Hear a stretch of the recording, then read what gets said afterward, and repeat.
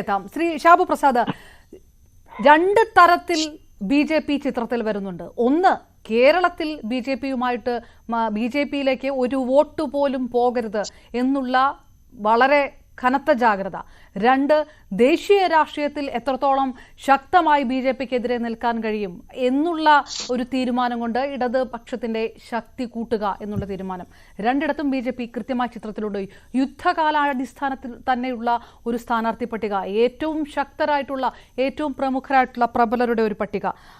അങ്ങനെയാണ് CPM ഈ തെരഞ്ഞെടുപ്പിനെ കാണുന്നത് എന്ന് തന്നെ വേണം വിലയിരുത്താൻ. സ്വാഭാവികമായിട്ടും സാധ്യതാ പട്ടിക സംബന്ധിച്ചുള്ള വിവരങ്ങൾ മനസ്സിലാക്കുമ്പോൾ അതേത് തരത്തിലായിരിക്കും എതിർ ക്യാമ്പുകൾ മനസ്സിലാക്കുക?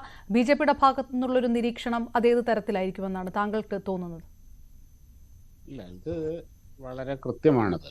കാര്യം ഇത്തവണ CPM ഇടതുപക്ഷവും ഒരു തരത്തിലുള്ള ഒരു 0.5% പോലും റിസ്ക് എടുക്കാൻ ഇവർ തയ്യാറല്ല എന്നുള്ളതിൻ്റെ സൂചനയാണ്.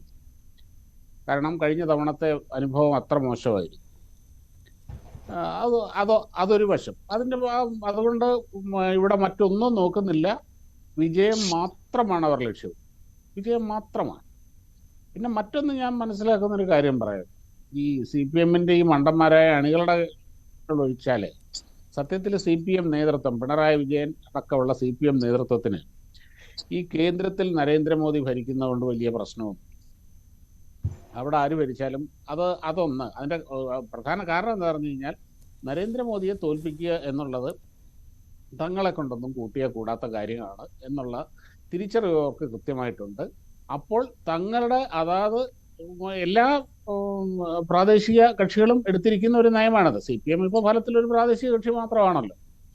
അപ്പം തങ്ങളുടെ ക്യാച്ച്മെന്റ് ഏരിയയിൽ തങ്ങളുടെ സാന്നിധ്യം പരമാവധി ഉറപ്പുവരുത്തുക, പരമാവധി വോട്ടും സീറ്റും നേടുക എന്നുള്ളത് തന്നെയാണ്. കേന്ദ്രത്തിൽ ആര് വേണേ ഭരിച്ചോ, തങ്ങളുടെ നിലനിൽപ്പ് മാത്രമാണ് അവർക്ക് വിഷയം. അത് മാത്രമാണ് അതിന്റെ അതെങ്ങനെയാണ് ശരിയാകുക? വീക്കായിട്ടുള്ള സ്ഥാനാർത്ഥിയെ നിർത്തുക ആയിരുന്നെങ്കിലും ആ രീതിയിലുള്ള ആരോപണം ഉയർന്നേനെ. അതുകൊണ്ടാണ് വളരെ ദുർബലരായിട്ടുള്ള സ്ഥാനാർത്ഥികളെ നിർത്തുന്നത്. കേന്ദ്രത്തിൽ ആര് വേണമെങ്കിലും വന്നോട്ടെ എന്നതുകൊണ്ടാണെന്ന് പറയും. ഇപ്പോൾ നേരെ തിരിച്ചല്ലേ കാര്യങ്ങൾ? അല്ല, അതല്ല പറഞ്ഞേ. അവർക്ക് ജയിക്കണമെന്നേ, അവരെങ്ങനെയും ജയിക്കുക എന്നുള്ളത് തന്നെയാണ് അവരുടെ തീരുമാനം. അതാണ്. അതിനു വേണ്ടിയിട്ട് ഒരു പരീക്ഷണത്തിനും അവർ തയ്യാറല്ല, അവർ ഒരു റിസ്ക് എടുക്കാനും തയ്യാറല്ല. അതുകൊണ്ട് അവരുടെ ഏറ്റവും പരിചയസമ്പന്നരായ ഏറ്റവും മുതിർന്ന നേതാക്കളെ തന്നെ അവർ കളത്തിൽ നിർത്തിയിരിക്കുന്നതിന്റെ കാരണം അതാണ്. അത് ഒരു പൊളിറ്റിക്കലി അത് 100% ശരിയാണെന്ന് തന്നെ ഞാൻ പറയുള്ളൂ. അങ്ങനെ തന്നെ വേണം. ഇലക്ഷനെ സമീപിക്കേണ്ടത് അങ്ങനെ തന്നെയാണ്. കോൺഗ്രസിന് എന്ത് സംഭവിച്ചാലും അവർക്കൊരു വിഷയമല്ല. അവർ ഈ ഇന്ത്യ മുന്നണി കുന്തം കുടച്ചക്രം എന്നൊക്കെ പറയുന്നുണ്ടെങ്കിലും കേരളത്തിൽ കോൺഗ്രസിനെ മുച്ചൂടും തകർക്കുക എന്നുള്ളത് തന്നെയാണ് അവരുടെ ലക്ഷ്യം. ഞാൻ എൻ്റെ ഒരു ഒബ്സർവേഷൻ ഞാൻ പറയാം. അതിൽ അവർ ഏറെക്കുറെ വിജയിക്കും എന്ന് തന്നെയാണ് എനിക്ക് തോന്നുന്നത്. 2004 തെരഞ്ഞെടുപ്പിനോട് ഫലത്തിനോട് അടുത്ത് നിൽക്കുന്ന ഒരു റിസൾട്ട്. 2004 തെരഞ്ഞെടുപ്പിന്റെ ഫലം നമുക്ക് ഓർമ്മയുണ്ടാവും. അന്ന് 20 സീറ്റിൽ 18 സീറ്റിൽ LDF ജയിച്ചു, ഒരു സീറ്റിൽ UDF ജയിച്ചു, ഒരു സീറ്റിൽ NDA ജയിച്ചു. മൂവാറ്റുപുഴ മണ്ഡലത്തിൽ NDA ആണ് ജയിച്ചത്. ഏകദേശം അതിനോടടുത്ത് നിൽക്കുന്ന ഒരു തെരഞ്ഞെടുപ്പ് റിസൾട്ടായിരിക്കും ഇത്തവണ ഉണ്ടാകാൻ പോകുന്നത് എന്ന് തന്നെയാണ് ഞാൻ വിലയിരുത്തുന്നത്.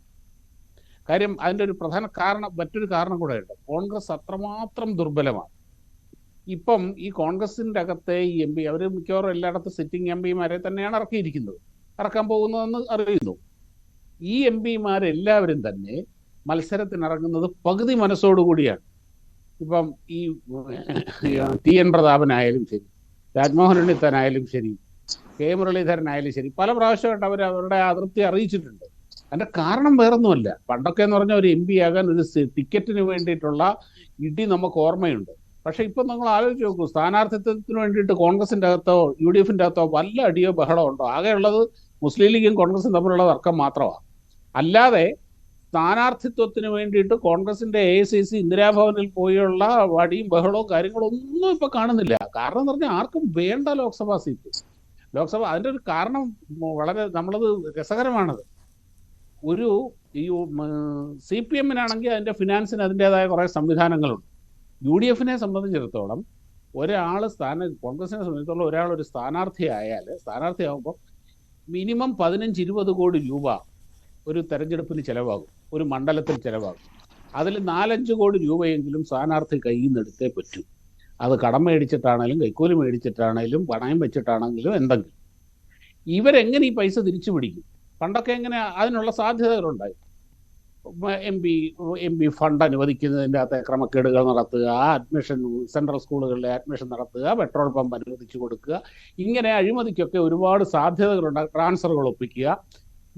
ഈ സാധ്യതകൾ ഉപയോഗിച്ചുകൊണ്ടായിരുന്നു ഇവർ ഈ ഇൻവെസ്റ്റ്മെന്റ് തിരിച്ചു പിടിച്ചിരുന്നതും അതുകൊണ്ട് നന്നായിരുന്നത്. ഈ സാധ്യതകൾ ഈ കഴിഞ്ഞ 10 വർഷത്തിൽ ഇല്ലാതായി.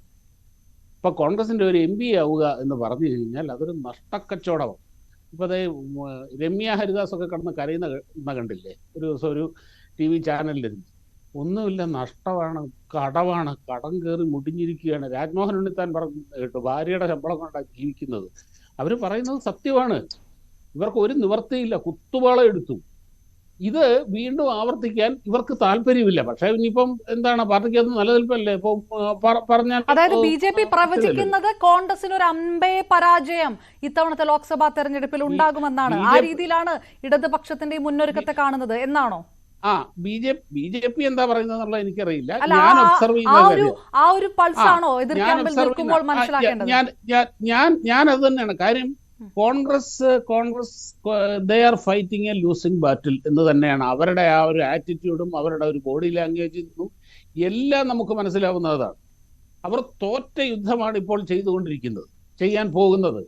ആ ഒരു അങ്ങനെയാണെങ്കിൽ ശ്രീ ശ്യാമപ്രസാദ്, ഞാൻ ചോദിക്കട്ടെ, കോൺഗ്രസ് അത്രയും ദുർബലമാണെങ്കിൽ എന്തിന് CPM ഇത്ര ശക്തരായിട്ടുള്ള പ്രബലരെ രംഗത്തിറക്കണം എന്നുള്ളതാണ്. അപ്പോൾ CPM മുന്നോട്ട് നോക്കുന്നത് കടുത്ത മത്സരം ഏത് ഭാഗത്തു നിന്നുണ്ടാകുമെന്നാണ് താങ്കൾ പറഞ്ഞു വരുന്നത്? ഒരുപക്ഷെ BJP-യിലേക്ക് കൂടുതൽ വോട്ടുകൾ പോകാനുള്ള സാധ്യതയുണ്ട്. BJP ഒരു ശക്തമായ മുന്നേറ്റം കാഴ്ചവെക്കും, അങ്ങനെ ഭയക്കുന്നുണ്ട് CPM എന്നാണോ?